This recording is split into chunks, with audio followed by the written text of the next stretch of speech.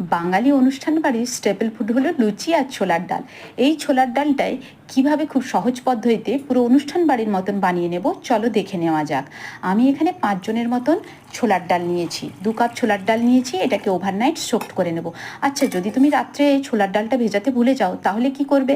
তাহলে কিচ্ছু না, সিম্পলি 3টে সিটি মেরে নেবে। যেখানে 2টো সিটি করতে সেখানে 3টে সিটি মেরে নেবে। দেখো ছোলার ডালটা বেশ ভালোই ফুলে গেছে। এবারে চলো প্রেশার কুকারে দিয়ে দেওয়া যাক। একটু নুন আর একটু হলুদ, আর জলটা ততটাই নেব যে ছোলার ডালটা নিয়েছি তার থেকে সামান্য একটু বেশি। এতে কি হবে, খুব তাড়াতাড়ি কিন্তু কুক হয়ে যাবে। আর 2টো সিটি মেরো, ব্যাস এনাফ। এই যতক্ষণ সেদ্ধ হচ্ছে ততক্ষণ আমরা চলো মশলাটা তৈরি করে নিই।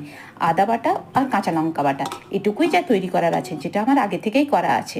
তাই জাস্ট প্যানটা গরম করব, সর্ষে তেল দেবো, একটা তেজপাতা, গরম মশলা আর গোটা জিরে।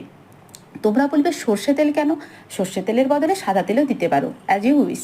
আসলে বাঙালি রান্না তো সর্ষে তেল না দিলে একটু মনটা ভরে না। আর দেবে আদা বাটা, 1 চামচ আদা বাটা, 1 চামচ কাঁচা লঙ্কা বাটা।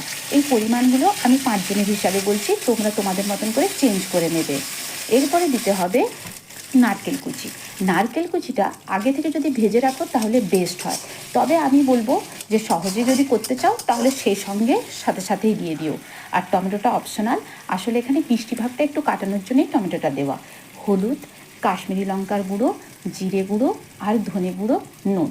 নুনটা কিন্তু দেখে শুনে দিও, বেশি হয়ে গেলে কিন্তু পরে পস্তাতে হবে। এরপরে ভালোভাবে এটাকে কষিয়ে নিতে হবে। মশলা কষানোর সময় ফ্লেমটা লোতে রাখাই ভালো, কারণ পুড়ে গেলে তখন আর তো কিছু করতে পারবে না। এই দেখো চানা ডালগুলো বেশ ভালোই কিন্তু সেদ্ধ হয়ে গেছে। এবার এটা মিশিয়ে 5 থেকে 10 মিনিট আমি এটা ফুটিয়ে নেব। আর চিনিটা তোমাদের অ্যাকর্ডিং তোমরা দিয়ে দিও, তবে একটু জল জল নামাতে হবে, কারণ পরে তো ঠান্ডা হলে এটা গাঢ় হয়েই যাবে।